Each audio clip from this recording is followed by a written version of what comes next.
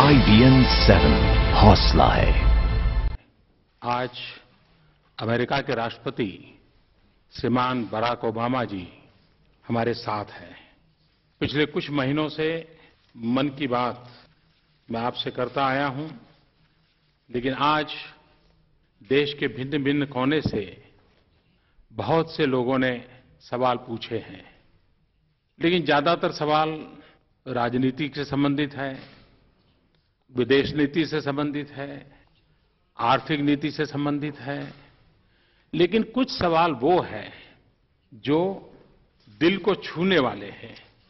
और मैं मानता हूं कि आज हमें उन सवालों को स्पर्श करने से हम देश के कोने-कोने में एक सामान्य मानवी तक पहुंच पाएंगे। और इसलिए जो पत्रकार वार्ताओं में उठाए जाने वाले सवाल हैं या जो मीटिंगों में चर्चा में आने वाले सवाल हैं, उसके बजाय जो दिल से निकलने वाली बातें हैं, उसको अगर हम दोहराते हैं, उसको अगर गुनगुनाते हैं, तो एक नई ऊर्जा मिलती है। और उस अर्थ में मैं समझता हूं कि ये सवाल मेरे दृष्टि से ज़्यादा अहम रखते हैं। आप लोगों को मालूम है, कुछ लोगों के मन में सवाल उठता है, बराक का अर्थ क्या है? तो मैं जरा ढूंढ रहा था कि बराक का अर्थ क्या है। तो स्वाहिली भाषा, जो कि अफ्रीकन कंट्रीज में प्रचलित है, स्वाहिली भाषा में बराक का मतलब है वह जिसे आशीर्वाद प्राप्त है, वन हु इज ब्लेस्ड। मैं समझता हूं ये अपने आप में बराक के नाम के साथ एक बहुत बड़ा तोहफा भी उनके परिवार ने उनको दिया है। अफ्रीकन कंट्रीज उबंटू के प्राचीन विचार का अनुकरण करती आई है। यह विचार मानवता में एकजुटता का विचार है। और वो कहते हैं, I am because we are. मैं हूं क्योंकि हम हैं। मैं समझता हूं सदियों का भी अंतर है, सीमाओं का भी अंतर है, उसके बावजूद भी वही भाव जो भारत में हम कहते हैं वसुधैव कुटुंबकम, वही भाव दूर सुदूर अफ्रीका के जंगलों से भी उठते हैं। तो ये कितनी बड़ी विरासत हम मानव जात के पास हैं जो हमें जोड़ती है। जब हम महात्मा गांधी की चर्चा करते हैं तो हमें हेनरी थोरू की बात याद आती है, जिनसे महात्मा गांधी डिसोबीडियंस सीखे थे। और जब हम मार्टिन लूथर किंग की बात करते हैं या ओबामा की बात करते हैं, तो उनके मुंह से भी महात्मा गांधी का आदरपूर्वक उल्लेख सुनने को मिलता है। यही बातें हैं जो विश्व को जोड़ती हैं। आज बराक ओबामा हमारे साथ हैं। मैं पहले उनसे रिक्वेस्ट करूंगा कि कुछ हमें बताएं। बाद में जो सवाल आए हैं, वो सवाल जो मेरे लिए सवाल आए हैं उसका जवाब मैं दूंगा। जो बराक के लिए सवाल आए हैं उनका जवाब बराक देंगे। तो मैं I request President Barack Obama to say a few words. Namaste. Thank you, Prime Minister Modi, for your kind words and for the incredible hospitality you've shown me and my wife Michelle on this visit. And let me say to the people of India how honored I am to be the first American president to join you for Republic Day. I'm told this is also the first ever radio address by an Indian Prime Minister and an American president together, so we're making a lot of history in a short time. To the people of India, listening all across this great nation, it's wonderful to be able to speak to you directly. We just came from discussions in which we affirmed that India and the United States are natural partners because we have so much in common. We're two great democracies, two innovative economies, two diverse societies dedicated to empowering individuals. We are linked together by millions of proud Indian Americans who still have family and carry on traditions from India. And I want to say to the Prime Minister how much I appreciate your strong personal commitment to strengthening the relationship between these two countries. People are very excited in the United States about the energy that Prime Minister Modi is bringing to efforts in this country to reduce extreme poverty and lift people up, to empower women, to provide access to electricity and clean energy, and invest in infrastructure and the education system.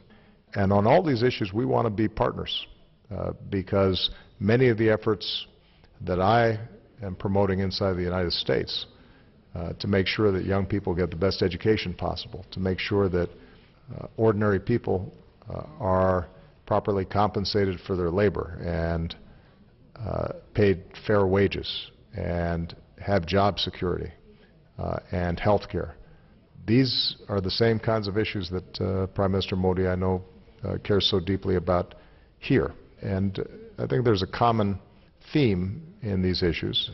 It gives us a chance to reaffirm what Gandhiji reminded us should be a central aim of our lives, and that is we should endeavor to see God through service of humanity, because God is in everyone.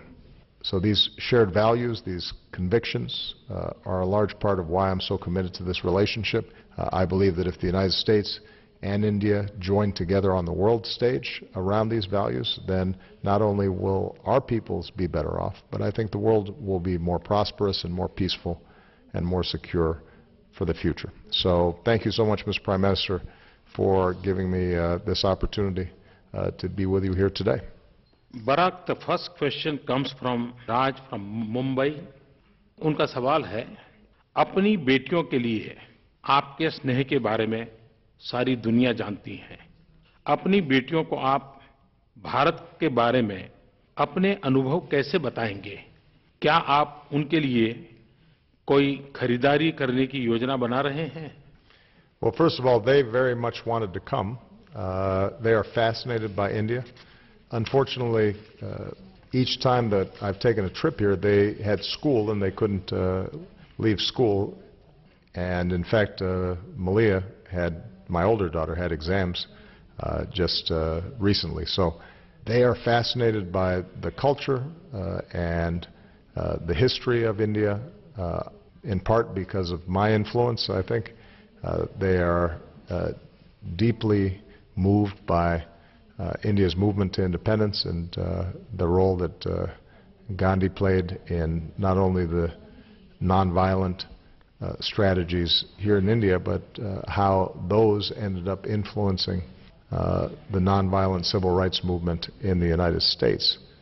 So when I go back, I'm going to tell them that India is as magnificent as they imagined, and I am quite sure they're going to have to that they're going to insist that I bring them back the next time I visit. It may not be during my presidency, but afterwards they'll definitely want to come and visit. And I will definitely do some shopping for them, although I can't go to the stores myself, so I have to have my team do the shopping for me. And I'll get some advice from Michelle because she probably has a better sense of what they would like. Barack ने कहा कि वो बेटियों को लेकर आएंगे। मेरा आपको निमंत्रण है, राष्ट्रपति के कार्यकाल में भी आएं या राष्ट्रपति कार्यकाल के बाद आएं, भारत आपका और आपकी बेटियों का स्वागत करने के लिए उत्सुक है। मुझे एक सवाल पुणे से सानिका दीवान जी ने पूछा है, महाराष्ट्र पुणे से।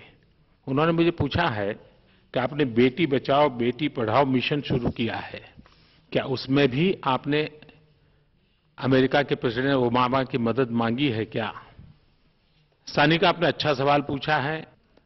भारत में सेक्स रेशियो के कारण एक बहुत बड़ी चिंता सता रही है।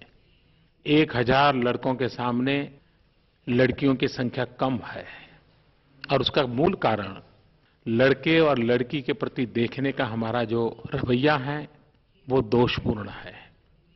प्रेसिडेंट ओबामा से मैं मदद मांगूं या न मांगूं, उनका जीवन ही अपने आप में एक प्रेरणा है। जिस प्रकार से वो अपनी 2 बेटियों का लालन पालन करते हैं, जिस प्रकार से अपनी 2 बेटियों के लिए वो गर्व करते हैं, हमारे देश में भी कई जगह पे जब हमें कई लोगों से मिलना होता है तो परिवार में उनको कोई बेटा नहीं होता है, सिर्फ बेटियां होती हैं और इतने गौरव से बेटियों को बड़ी करते हैं, इतना गौरव देते हैं, वही सबसे बड़ी प्रेरणा है। मैं समझता हूं ये प्रेरणा ही हमारी ताकत है। और आपने सवाल पूछा है तो मैं कहना चाहूंगा कि बेटी बचाना, बेटी पढ़ाना ये हमारा सामाजिक कर्तव्य है, सांस्कृतिक कर्तव्य है, मानवीय जिम्मेवारी है, इसको हमने निभाना चाहिए। बराक, आपके लिए एक क्वेश्चन है। The second question for President Obama comes through email. Doctor Kamlesh Upadhyay, a doctor based in Ahmedabad, Gujarat. आपकी पत्नी मोटापे और डायबिटीज जैसी स्वास्थ्य की आधुनिक चुनौतियों से निपटने की दिशा में व्यापक सामाजिक कार्य कर रही है। भारत में भी ये चुनौतियां तेजी से बढ़ रही हैं। क्या आप और फर्स्ट लेडी, आपका कार्यकाल राष्ट्रपति के नाते समाप्त होने के बाद इन चुनौतियों को निपटने के कार्य के लिए भारत आएंगे, जैसे बिल गेट्स और मिलिंडा गेट्स भारत में स्वच्छता को लेकर के काम कर रहे हैं, आप भी डायबिटीज और मोटापेपन के लिए काम करेंगे क्या?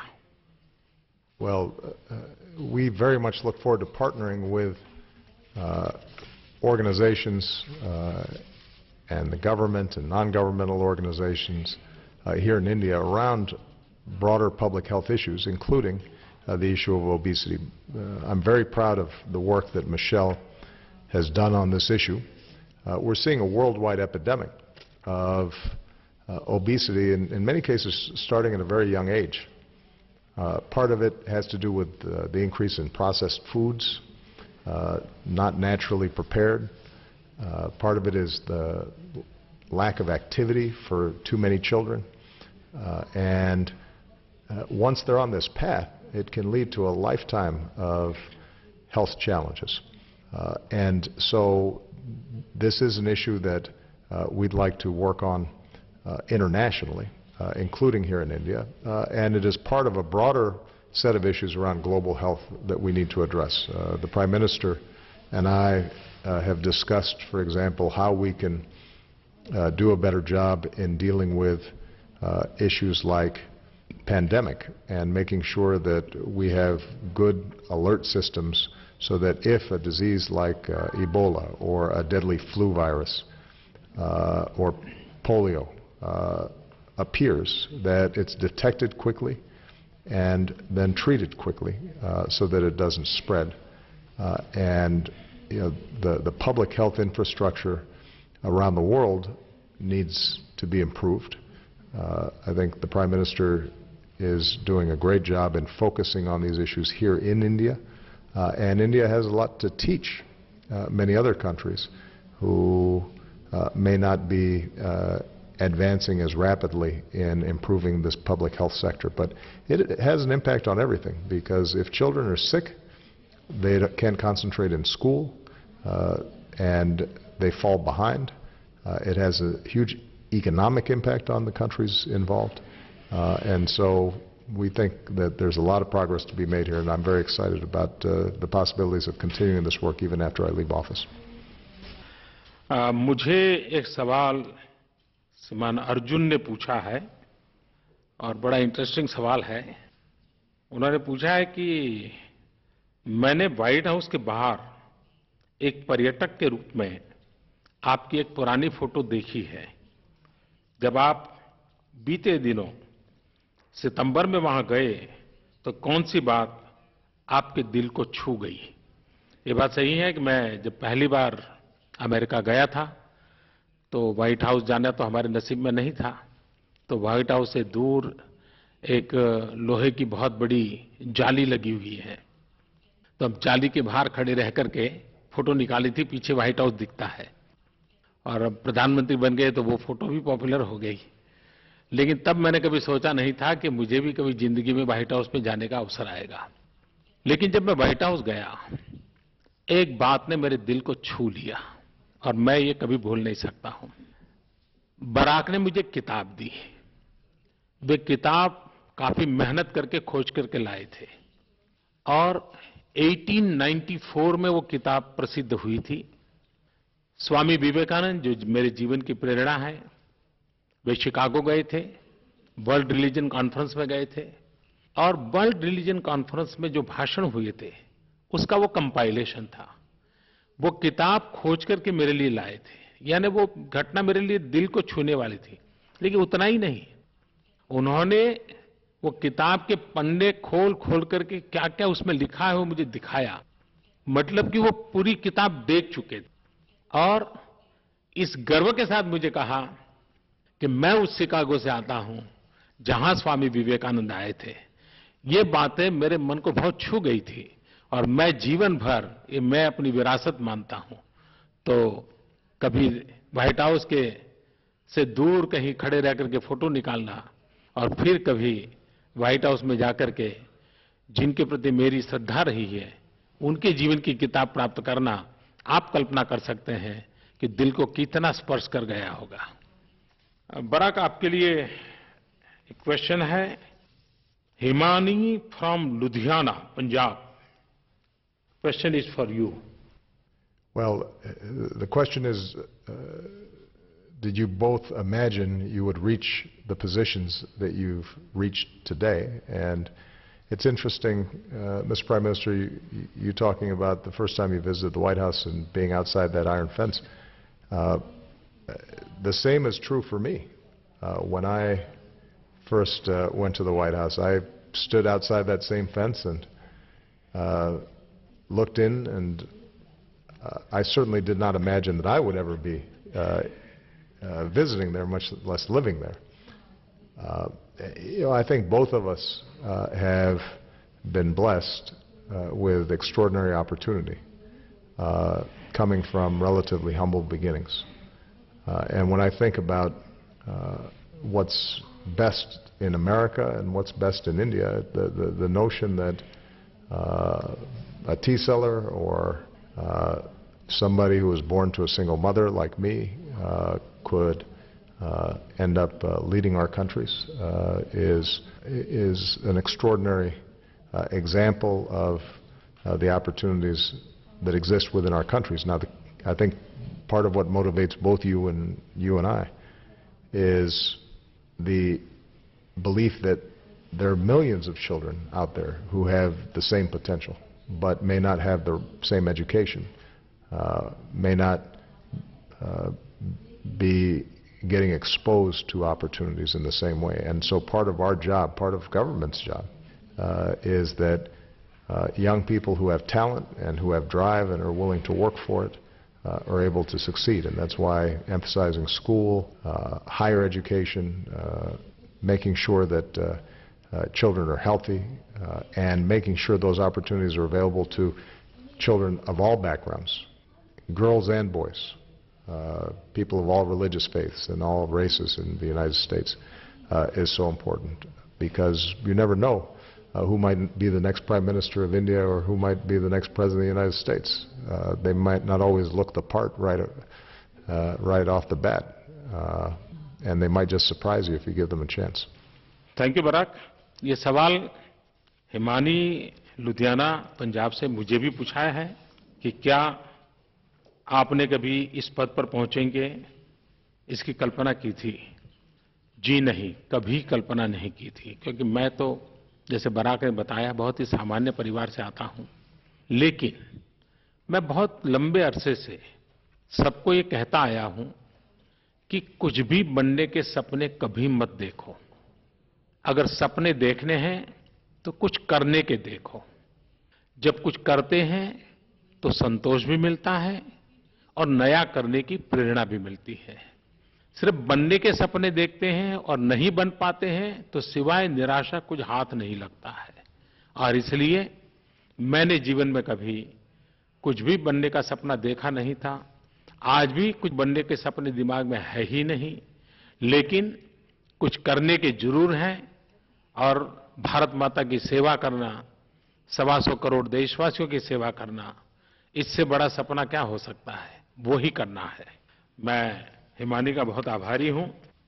एक क्वेश्चन है बराक के लिए from Om Prakash. Om Prakash is studying Sanskrit at JNU. He belongs to Jhunjhunu, Rajasthan. Om Prakash is a convener of Special Center for Sanskrit Studies in JNU. Well, this is a very interesting question. His question is, the youth of the new generation is a global citizen. He's not limited by time or boundaries. In such a situation, what should be the approach by our leadership, governments, as well as societies at large? And I think this is a very important question. You know, when I look at this generation that's coming up, they're exposed to the world in ways that you and I could hardly imagine. They have the world at their fingertips, literally. They can, using their mobile phone, get information and images from all around the world. And that's extraordinarily powerful. And what that means, I think, is that governments and leaders cannot simply try to govern or rule by a top-down strategy, but rather have to reach out to people in an inclusive way and an open way and a transparent way, and engage in a dialogue with citizens about the direction of their country. And you know, one of the great things about India and the United States is we're both open societies, and we have confidence and faith that when citizens have information and there's a vigorous debate, that over time, even though sometimes democracy is frustrating, the best decisions and the most stable societies emerge, and the most prosperous societies emerge, and new ideas are constantly being exchanged. And technology today, I think, facilitates that not just within countries, but across countries. And so I have much greater faith in India and the United States, countries that are open information societies, in being able to succeed and thrive in this new information age, than closed societies that try to control the information that citizens receive. Because ultimately, that's no longer possible. Information will flow inevitably, one way or the other, and you know, we want to make sure that we're fostering a healthy debate and a good conversation between all peoples. जो सवाल Barack को पूछा गया है, ओम प्रकाश चाहते हैं कि मैं भी उस विषय में कुछ कहूं। बहुत ही अच्छा जवाब बराक ने दिया है, बड़ा इंस्पायरिंग है। मैं इतना ही कहूंगा कि एक जमाने में खास करके कम्युनिस्ट विचारधारा से प्रेरित लोग थे, वे दुनिया में एक आह्वान करते थे और वो कहते थे, workers of the world unite, दुनिया के मजदूर एक हो जाओ। ऐसा एक नारा कई दशक तक चलता रहा था। मैं समझता हूं आज की जो युवा की शक्ति है, आज की युवा की जो पहुंच है, इसको देखते हुए मैं यही कहूंगा कि यूथ यूनाइट द वर्ल्ड, युवकों दुनिया को एक करो। मैं समझता हूं उनमें ये ताकत है और वे कर सकते हैं। अगला सवाल है सीए पिकाशु मुथा, ये मुंबई से पूछ रहे हैं और उन्होंने मुझे पूछा है, आप किस अमेरिकन नेता से इंस्पायर्ड है? वैसे जब छोटे थे तो कैनेडी की फोटो दिखा करते थे हिंदुस्तान के अखबारों में, बड़ी इंप्रेसिव थी उनकी पर्सनालिटी। लेकिन आपका सवाल है किसने इंस्पायर किया? मुझे बचपन में पढ़ने का शौक था और मुझे बेंजामिन फ्रैंकलिन का जीवन चरित्र पढ़ने का अवसर मिला था। 1700 साल की समय काल उनका, और वो अमेरिका के राष्ट्रपति नहीं थे, लेकिन वो जीवन चरित्र इतना प्रेरक है। एक व्यक्ति अपने जीवन को बदलने के लिए समझदारी पूर्वक कैसे प्रयास करता है, नींद ज्यादा आती है तो नींद कम करने के तरीके क्या हो सकते हैं, ज्यादा खाने का मन करता है तो कम खाने की तरफ जाना है तो कैसे जाना, काम करते करते अपने साथी लोग नाराज होते हैं, उनको लगता है कि देखो ये तो कुछ करते ही नहीं है, मिलते ही नहीं है, तो इस समस्या का समाधान कैसे करना। ऐसे ऐसे छोटे छोटे विषयों को उन्होंने अपने बायोग्राफी में लिखा है, और मैं तो हर एक को कहता हूं कि हमने बेंजामिन फ्रैंकलिन के जीवन चरित्र को पढ़ना चाहिए। आज भी मुझे वो प्रेरक देता है। और बेंजामिन फ्रैंकलिन एक बहुआयामी व्यक्तित्व था उनका। वे राजनीतिज्ञ थे, वो राजनीतिक विचारक थे, वो सामाजिक कार्यकर्ता थे, वो कूटनीतिक थे, और बहुत सामान्य परिवार से आए थे। पढ़ाई भी पूरी नहीं हुई थी, लेकिन उन्होंने आज भी अमेरिका के जीवन पर अपने विचारों की छवि छोड़ी हुई है। मुझे उनका जीवन सचमुच में प्रेरक लगा है, और मैं आपसे भी कहूंगा, आप भी अगर उनका जीवन चरित्र पढ़ोगे, आपको अपने जीवन को ट्रांसफॉर्म करना है, तो उसमें से रास्ता दिखाते हैं, और बहुत छोटी-छोटी बातों का सहारा लिया है। तो मैं मानता हूं कि जितना मुझे प्रेरणा मिली है, आपको भी मिलेगी। एक क्वेश्चन है बराक के लिए, मोनिका भाटिया। मोनिका भाटिया ने बराक से सवाल पूछा है।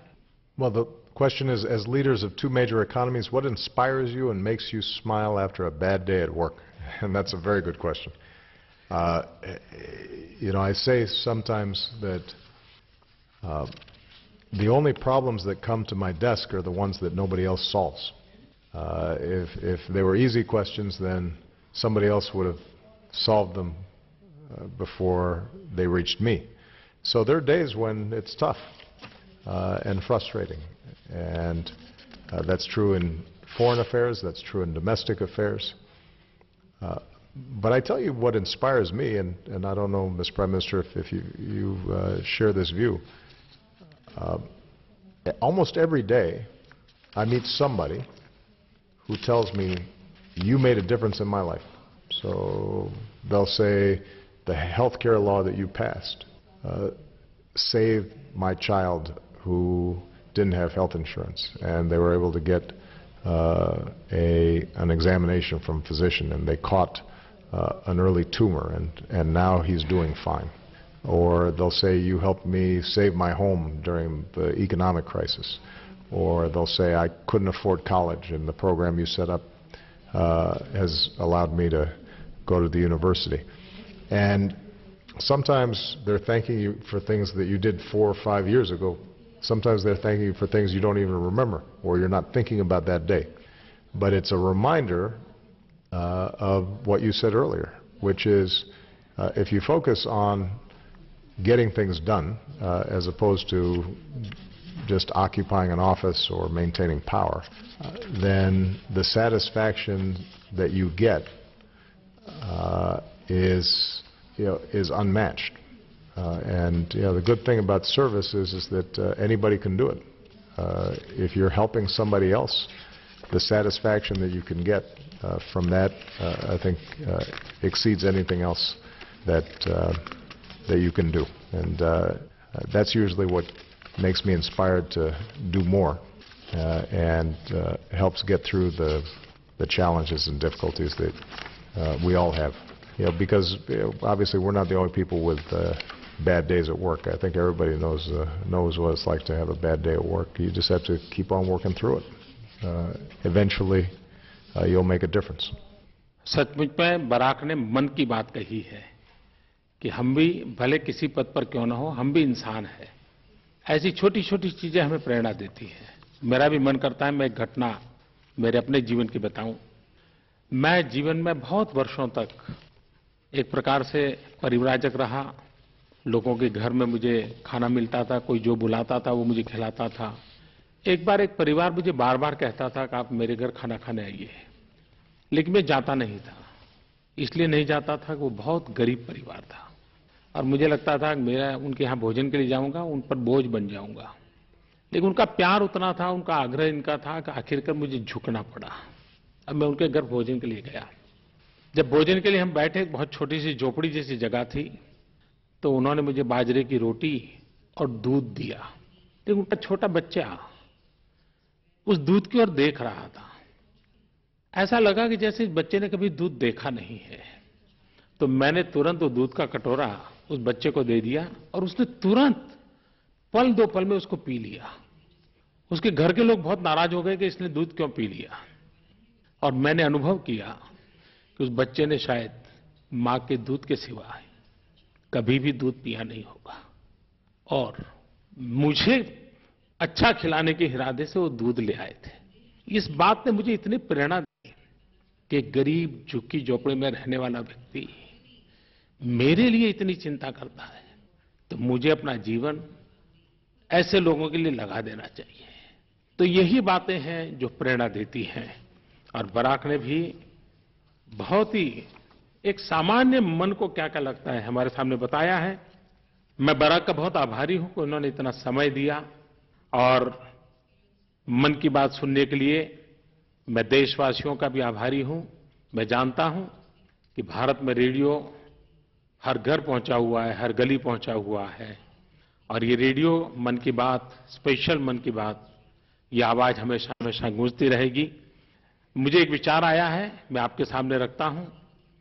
मेरी और बराक के बीच आज जो बात हुई है, इसकी एक ई बुक निकाली जाए। मैं चाहता हूं कि जो मन की बात को ऑर्गेनाइज करते हैं, ई बुक निकालें। और मैं आपसे भी कहता हूं कि आप जो श्रोताओं ने ये मन की बात सुनी है, तो आप भी जरूर इसमें पार्टिसिपेट कीजिए। और उसमें से जो बेस्ट 100 विचार मिलेंगे, उसको भी मेरी और बराक की इस किताब के साथ हम जोड़ेंगे और एक ई बुक निकालेंगे। और मैं चाहता हूं कि आप लोग ट्विटर हो, फेसबुक हो, ऑनलाइन कुछ लिखना चाहते हो, तो आप #YesWeCan इस हैशटैग के साथ हमें लिखिए। Eliminate poverty, yes we can. Quality health care to all, yes we can. Youth empowered with education, yes we can.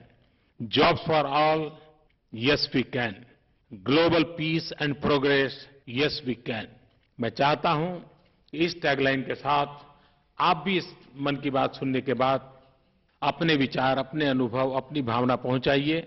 उसमें से जो बेस्ट 100 होगी, उसको हम सिलेक्ट करेंगे।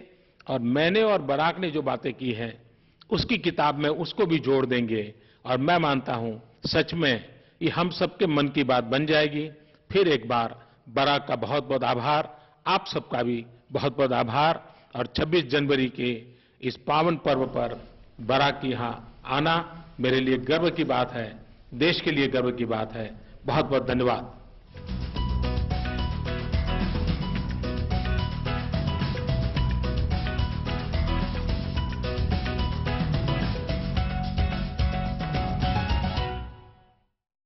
सुना आपने प्रधानमंत्री मोदी और राष्ट्रपति बराक ओबामा की मन की बात, सीधे तमाम हिंदुस्तान के उन लोगों के साथ जो इस वक्त आकाशवाणी पे उनके साथ जुड़े थे। सिर्फ आकाशवाणी नहीं, तमाम चैनल्स ने, तमाम टीवी स्टेशंस ने भी इसका सीधा प्रसारण किया है। मेरे साथ कुछ खास मेहमान हैं। जैसा कि हमने आपसे प्रॉमिस किया था, तुरंत बाद हम एनालिसिस करेंगे इस स्पीच का, इस मन की बात का। बीजेपी के नेता शेषाद्रिचारी मेरे साथ जुड़ गए हैं। संजय पुरी पहले से हमारे साथ हैं और साथ में पूर्व राजनयिक सुरेंद्र कुमार साहब भी मेरे साथ जुड़े हुए हैं। इसके साथ साथ 2 रिपोर्टर भी मेरे साथ जुड़ रहे हैं। मेरे साथ उत्कर्ष है, मेरे सहयोगी इलाहाबाद से, जो सीधे बात कर रहे थे। वहां पर रेडियो पर यह प्रसारण चल रहा था। और साथ में हमारे एक और संवाददाता हमारे साथ जुड़ रहे हैं, मनोज शर्मा भोपाल से, जो इस प्रसारण को वहां पर बैठे यूथ के साथ सुन रहे थे। एक क्विक रिएक्शन पहले बाहर से लेते हैं, फिर स्टूडियो में लोगों के साथ एनालाइज करेंगे। उत्कर्ष, इलाहाबाद में आप मौजूद हैं, क्या रिएक्शन है लोगों का इस करीब 35 मिनट की मन की बात सुनने के बाद? जी सुमित जी, जैसा कि आपने कहा कि क्या रिएक्शन है, अगर आपने देखा होगा विजुअल्स में लोगों ने जोरदार तालियां बजाई थी। मैं गुरुकुल पर हूं, यहाँ लाइट गोल हो चुकी है, बाहर बहुत बारिश हो रही है, लेकिन बैटरी लगाकर लोगों ने इन 2 राष्ट्राध्यक्षों का पूरा संबोधन सुना। दुनिया के सबसे पुराने गणतंत्र और दुनिया के सबसे बड़े गणतंत्र के राष्ट्राध्यक्ष को सुनने के लिए मेरे साथ काफी युवा हैं, इस गुरुकुल में पढ़ते हैं, छोटे से लेकर यहाँ पढ़ाने वाले आचार्य तक सब यहाँ मौजूद हैं। मैं सबसे पहले इन्हीं से बात करूंगा। ये बताइए कि 2 देशों के राष्ट्राध्यक्ष थे, कैसा लगा आपको ओबामा और मोदी को सुनना? उनको सुनना तो बहुत अच्छा लगा। उनकी जिस टॉपिक्स पे वो बात कर रहे थे, उनको सुन भी रहे थे। हैं वो जैसे कई लोग उनसे क्वेश्चंस पूछते हैं, तो पहली बात तो ये है कि उन क्वेश्चंस, इतने टफ क्वेश्चंस का वो इतनी अच्छी तरह से जवाब दे देते हैं।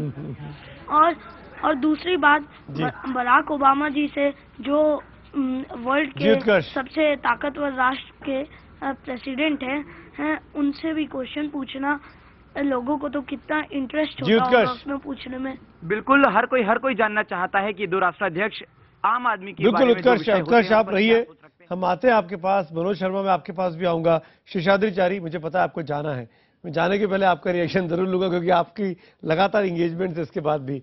इस करीब 35 मिनट की बातचीत में उन्होंने शुरू में स्पेसिफाई कर दिया प्रधानमंत्री मोदी ने कि किसी पॉलिटिकल या कूटनीतिक विषय पे ना जाएंगे, बहुत साधारण से मुद्दे जिससे आम जनता कनेक्ट करती है उसको हम छूने की कोशिश करेंगे।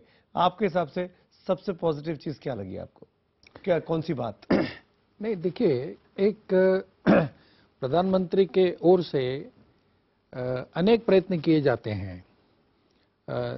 जो सामाजिक विषय है, उन सामाजिक विषयों पर एक प्रकार से सरकार क्या कर रही है और उस विषय पर समाज में एक जनजागरण और एक प्रबोधन निर्माण करना। पिछले कई वर्षों में अनेक सामाजिक विषयों पर, मतलब छुआछूत का एक बहुत बड़ा विषय था इस देश में। बाबा साहब अम्बेडकर ने उस विषय के बारे में बहुत कुछ काम किया। स्वतंत्रता के बाद भी उस विषय पर बहुत कुछ हुए। अनेक नीतियों में, नियमों में, रूल्स रेगुलेशंस में परिवर्तन भी हुए। फिर भी इस सामाजिक विषय को जिस मात्रा में लोगों तक पहुंचाना चाहिए, जनजागरण करना चाहिए, अवेयरनेस जिसको हम कहते हैं, वो निर्माण करना चाहिए, वो हो नहीं पाया। इसका अगर आप सीधा असर देखेंगे तो रिजर्वेशन को लेकर कितना बड़ा बवाल इस देश में खड़ा हुआ, वो एक राजनीतिक प्रश्न बन गया। आज कितनी सरलता से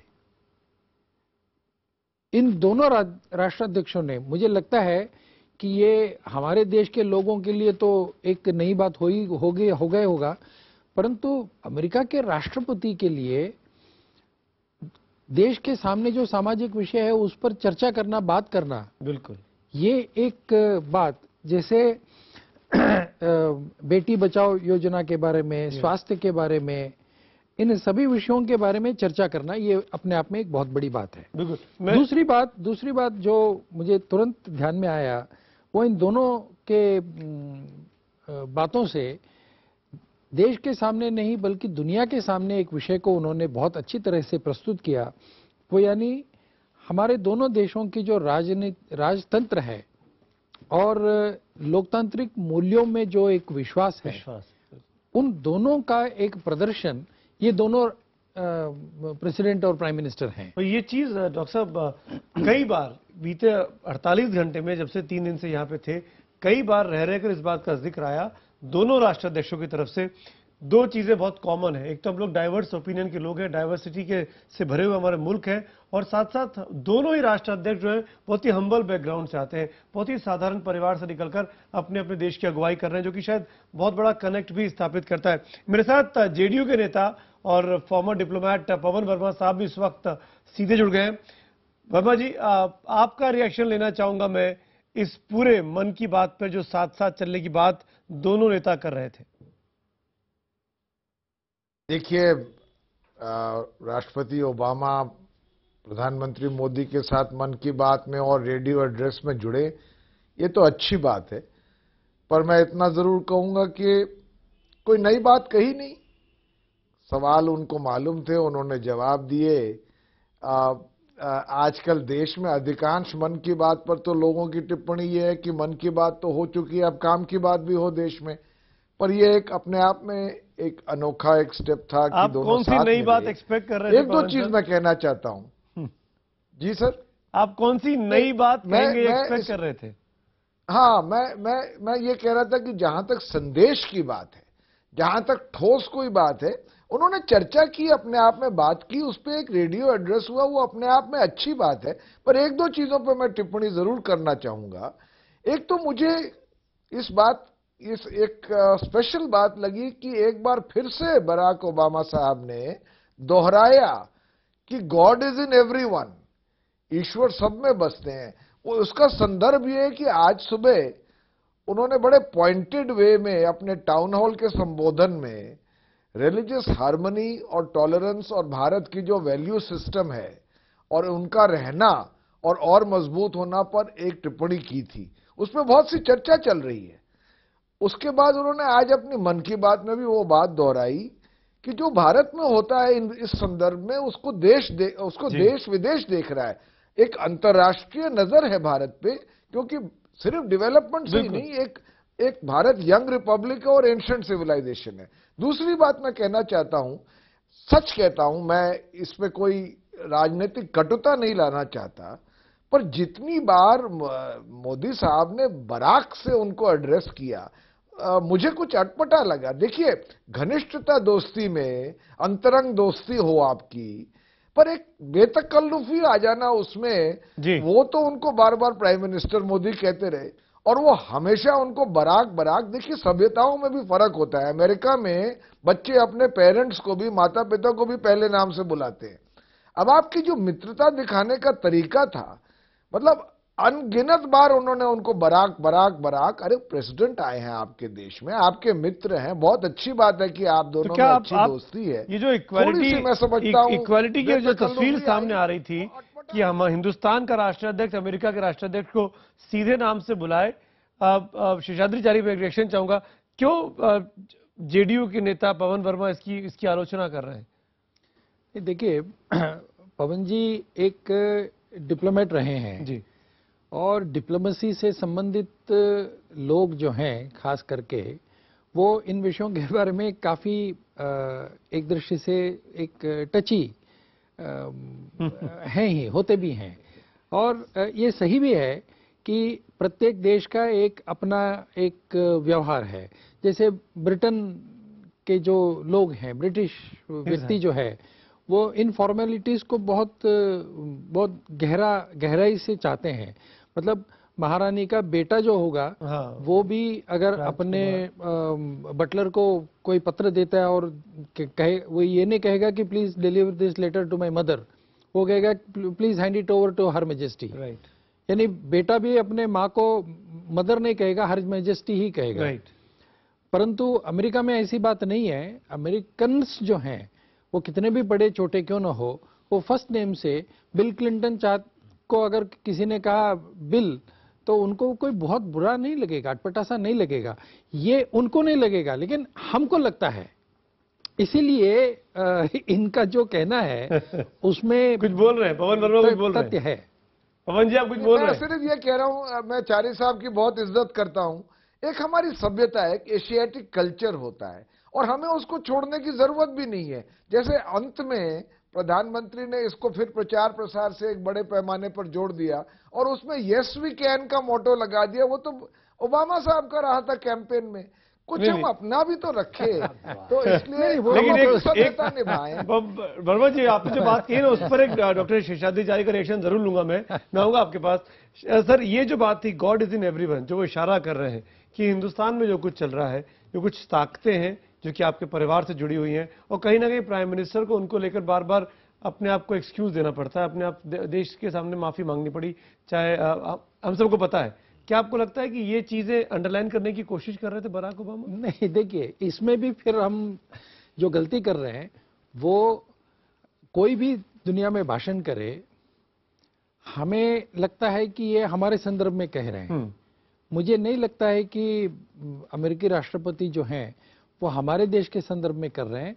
वो एक जागतिक संदर्भ में कह रहे हैं और वो बार बार इस बात की इशारा कर रहे हैं कि भारत में जिस प्रकार का एक व्यवहार है, सभी धर्मों के बारे में और सभी पंथों के बारे में, सभी उपासना पद्धतियों के बारे में एक समान व्यवहार करने की एक सोच है।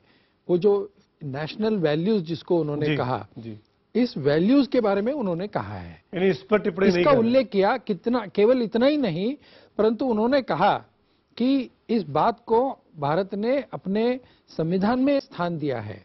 बिल्कुल। मेरे साथ कांग्रेस की नेता रीटा बहुगुणा जोशी भी जुड़ गई इस चर्चा में। रीटा जी, स्वागत है आपका। मुझे पता लगा कि आप पिछले 5 मिनट से शायद इंतजार भी कर रही हैं। मैं माफी चाहता हूं, देर से आपके पास आ पा रहा हूं। आपका पहला रिएक्शन, 2 चीजें पवन वर्मा जी ने कही जो मैं क्विकली आपको बता दूं कि गॉड इज इन एवरीवन की बात जो उन्होंने की है वो कहीं ना कहीं कमेंट करने की कोशिश की है बीजेपी की तरफ, जो कि दिग्विजय सिंह ने ट्वीट के जरिए आज दिन में कहा भी। और दूसरी बात, जो बात पवन वर्मा साहब को बुरी लगी कि राष्ट्रपति ओबामा को प्रधानमंत्री मोदी बराक बराक कह के संबोधित कर रहे थे। कांग्रेस का रिएक्शन। बार और अंत में भी देखिए, पहले तो मैं कहूंगी कि मैंने पूरी बात सुनी है मन की बात, और प्रधानमंत्री जी के बात में कोई नई बात मुझे नजर नहीं आई। लगातार जो इतने दिनों से वो बोल रहे हैं उसी का रेपिटेशन था। लेकिन प्रश्न है ये कि सवाल चुने किसने? जो सवाल जनता की तरफ से आए वो स्क्रीन किए गए, और जो सवाल सरकार को पसंद आए वही सवाल पूछे गए। आपने सवाल भेजा था रीटा जी? रीटा जी, आपने सवाल भेजा था कोई? आपने, आपकी पार्टी ने प्रधानमंत्री से पूछने के लिए? वो अपने मन की बात, अपने मन की बात तो उन्होंने सीरी फोर्ट में बोली, और बार बार अपने हर भाषण में अगर उन्होंने महात्मा गांधी का नाम लिया, अगर उन्होंने आज 3 हिंदुस्तान की शख्सियतों का नाम लिया, अगर आज उन्होंने अंबेडकर, बाबा साहेब अम्बेडकर का नाम लिया, उन्होंने अगर हमारे कॉन्स्टिट्यूशन, संविधान के अनुच्छेदों की भी चर्चा की, तो आप समझ सकते हैं उनका इशारा किया था। बार बार उनका कहना कि अगर भारत को बड़ा बनना है तो इंक्लूसिव होना होगा। रीटा जी, ठीक है, और आपने आलोचना का पॉइंट अच्छा ढूंढा है, और मैं उस पर शेषाद्रिचार्य जी का जवाब भी लूंगा। लेकिन मेरे एक सवाल का जवाब दीजिए, एक बात का जवाब दीजिए। आप ये तो नंबर देना चाहेंगी कि जो काम मनमोहन सिंह 10 साल में नहीं कर पाए, वो काम नरेंद्र मोदी ने 4, 5, 6, 8 महीनों में कर दिया। ये आइडिया आपकी सरकार के मन में नहीं आया कि आप भी ऐसी मन की बात कर सकते थे? देखिए, वो राहुल गांधी जी ने ठीक कहा, इनको अपना पीआर चलाना खूब आता है। आनंद शर्मा ने भी कुछ कहा है, आनंद शर्मा ने विजिट को सक्सेसफुल बताया है, शशि थरूर ने तारीफ की है, आपकी पार्टी के नेता हैं। हमारे मनमोहन सिंह जी ने वो परमाणु करार किया जिसके बूते आज ये एनडीए सरकार अपनी उपलब्धि गिनाने की कोशिश कर रही है। हम लोगों ने जनता के बीच में, चाहे फूड सिक्योरिटी हो, चाहे मनरेगा हो, चाहे हेल्थ मिशन हो, सारे काम किए, लेकिन उसका ढिंढोरा नहीं पीटा। मैं आपसे इतना कहना चाहती हूँ कि बाराक ओबामा जी का जो पूरा आज 2 दिन की उनकी भाषा है, वो भाषा स्पष्ट ये है दैट इंडिया के जो ट्रेडिशन है, चाहे स्वामी विवेकानंद हो, शेषाद्री जी जवाब दे रहे हैं आपकी बात को। रीटा जी, आपने तो मेरी बात का जवाब नहीं दिया। शेषाद्री जी आपकी बात का जवाब दे रहे हैं। इंक्लूसिव पॉलिटिक्स पे बहुत जोर दिया। ओबामा जी ने इंक्लूसिव पॉलिटिक्स पे जवाब बहुत बोला है, और ये एक संकेत है हमारी एनडीए सरकार के लिए कि इस पर ध्यान दें।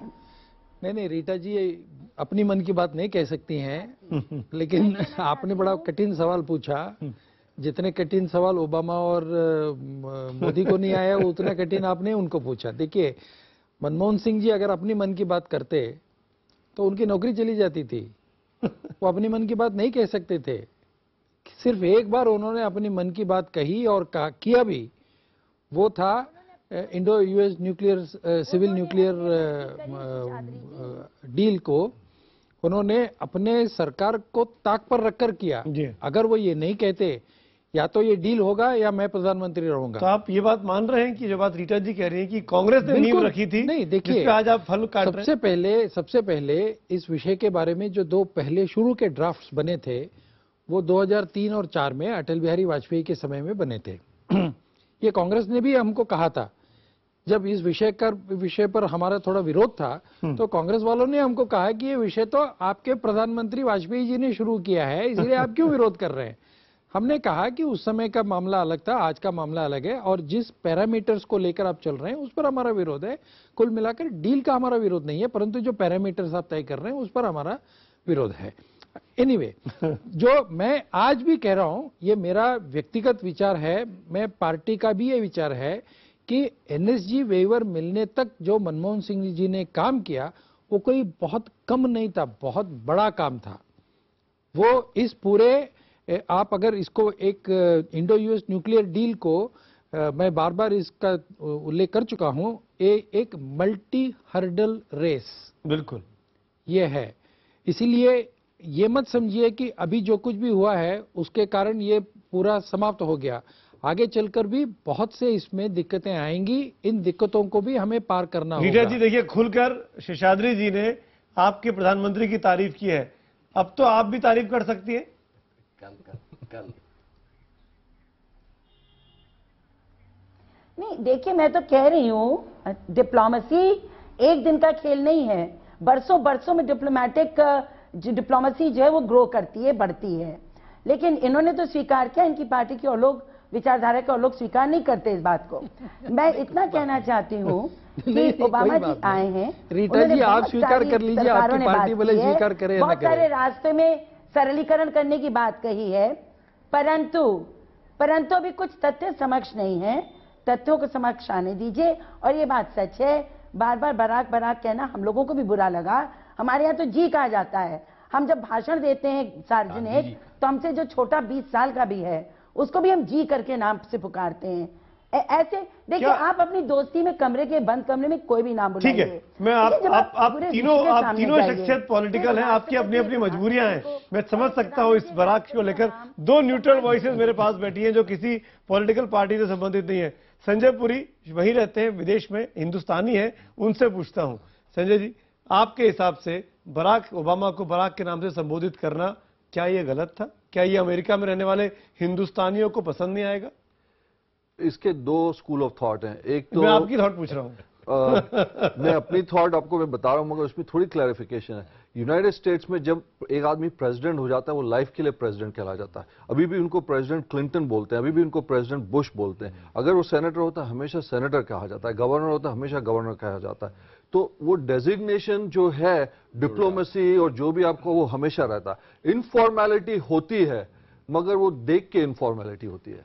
पर लेकिन सुरेंद्र जी, जब आप बराक ओबामा को बराक कहते हैं, उनके नाम से बुलाते हैं, तो वो हिंदुस्तान जो पिछले 60 सालों से अमेरिका की तरफ हमेशा ऊपर की तरफ देखता था कि हमेशा उससे अमेरिका ऊपर रहा, आप अमेरिका को बराबरी पे ले आते हैं, आप इक्वालिटी पे ले आते हैं, आप साथ एक प्लेटफॉर्म पे खड़े होकर बात करते हैं। नहीं लगता आपको? नाम लेने से बराबर में आ जाएं तो हम बहुत पहले बराबर, कम से कम कॉन्फिडेंस तो पैदा होता है अपने लोगों में। इस बहस में नहीं पढ़ना चाहिए, मेरा ख्याल हम लोग नहीं पढ़ना चाहिए, बहस बहुत चल रही है उसी फेसबुक उसी ट्विटर पर, जिसमें बराक प्रेसिडेंट बराक ओबामा ने इसका बुरा नहीं माना है तो उसको वहीं छोड़ दें। आप उनको नहीं, उनकी बात ही नहीं हो रही, तो हमारे डिबेट चल रही है। हम हिंदुस्तानी आपस में बहस कर रहे हैं। मैं आपका फर्स्ट नेम लेता हूं, आप बुरा नहीं मानते तो बाकी लोगों को बुरा मानना चाहिए। प्रेसिडेंट ओबामा ने, देखिए उस दिन जब हैदराबाद हाउस में कई बार कहा था बराक, आज भी कहा, कोई इशारा नहीं दिया, उसको बुरा नहीं माना। तो इस बात की इतनी बाल की खाल निकालना मैं समझता नहीं। उसका एक आपका मैत्री का माहौल बन रहा है, उसमें उनको कोई इसके बारे में आप बाल की खाल निकाल रहे हैं। आप ही के फॉर्मर डिप्लोमेट साथी। मैं इसका जवाब देना चाहता हूँ। जी बोलिए। मैं इसका जवाब ये देना चाहता हूँ, मैंने शुरू में ही कहा था कि मैं इसमें कोई राजनीतिक कटुता नहीं लाता हूँ। मैं सिर्फ ये कह रहा हूँ कि जहां अमेरिका में अगर बहुत घनिष्ठ दोस्ती हो तो एक दूसरे को फर्स्ट नेम से बुलाते हैं, वो खास तौर से एक प्राइवेट मिलियू में। जो स्टेट लेवल होता है, आपको मेरी बात सुनाई दे रही है? जी हाँ, बिल्कुल। हाँ, तो अब एक स्टेट लेवल पर आप नेशन को एड्रेस कर रहे हैं और आप बार बार ज्यादा ही कुछ कोशिश कर रहे हैं कि हमारी इतनी मित्रता हो गई है। तीन बार मिले, 2 साल पहले तक तो वीजा तक नहीं था अमेरिका जाने का, और आप बार बार उसको 1 बार नहीं 2 बार नहीं, मैं तो समझता हूं सैकड़ों बार बराक बराक। मैं सिर्फ ये कह रहा हूं, इससे आप क्या जाहिर कर रहे हैं? रीटा बहुगुणा कुछ बोल रही है, फिर मैं शेषाद्री आपको जवाब दूंगा। रीटा जी, आप कुछ बोल रही थी। जी हर बार कह रहे थे prime minister Modi, prime minister Modi, prime minister Modi, वो बार बार बोल रहे हैं और ये बार बार बराक बराक बोल रहे हैं। भाई वो तो इंडिकेट कर रहे हैं कि there should be some decency. वो भी तो कह सकते थे नरेंद्र, वो तो नहीं कह रहे थे नरेंद्र, वो तो नहीं कह रहे थे मोदी, वो तो कह रहे थे प्राइम मिनिस्टर मोदी। पर रीटा जी हम ये बहुत ही, आपको लगता है कि हमें बहुत ही ऊपरे लेवल की बात कर रहे हैं? क्योंकि इस करीब 35 मिनट के प्रसारण में जो आपने सुना, मैंने सुना, तमाम देशवासियों ने सुना, उन्होंने हेल्थ केयर की बात की, उन्होंने एजुकेशन की बात की, उन्होंने यूथ अवेयरनेस की बात की, उन्होंने सोशल साइट्स के जरिए किस तरीके से ग्लोबल यूथ के जरिए सारी दुनिया को जोड़ा जा सकता है, उन तमाम बातों को छुआ। आपको नहीं लगता कि इन पर भी हमको अंडरलाइन करने की जरूरत है? देखिए, नहीं, ओबामा जी के भाषण ने हिंदुस्तानियों का दिल जीता है, इसमें कोई दो राय नहीं है। उन्होंने हिंदुस्तान की नब्ज को छुआ है। नरेंद्र मोदी जी के भाषण ने इंक्लूसिव पॉलिटिक्स और नरेंद्र मोदी जी के भाषण ने के नाम लिए, और नरेंद्र मोदी जी के भाषण ने उनके नाम लिए देश के साथ अर्थव्यवस्था को खोलने की बात कही। तो वो बात तो उन्होंने मनमोहन सिंह जी के लिए भी कही। सी, दीज आर डिप्लोमेटिक टर्मिनोलॉजीज। आप उनका 2014 का पत्र उठा के देखिए जो डॉक्टर मनमोहन सिंह को लिखा है। उन्होंने लिखा है कि मैं तो समझ ही नहीं पाता हूं कि आपने कैसे लाखों लाख लोगों को गरीबी के स्तर से बाहर निकाला। और उन्होंने कहा कि आपकी बोल्डनेस और आपका जो विजन है ठीक है, अनकंपेरेबल है। रीटा जी, मैं मान गया आप मेरी बात का जवाब नहीं देंगे, आप सुन के भी अनसुना कर रही हैं। आपको राष्ट्रपति ओबामा के भाषण तारीफ के लायक लग रहे हैं। पवन वर्मा, मेरा सवाल इस बार आपसे है, क्या इन बीते 3 दिनों में जो करीब 50 से 52 घंटे राष्ट्रपति ओबामा ने दिल्ली में बिताए, क्या कुछ भी ऐसा नहीं हुआ जिससे हिंदुस्तान का सीना चौड़ा हो, सर फक्र से ऊंचा हो?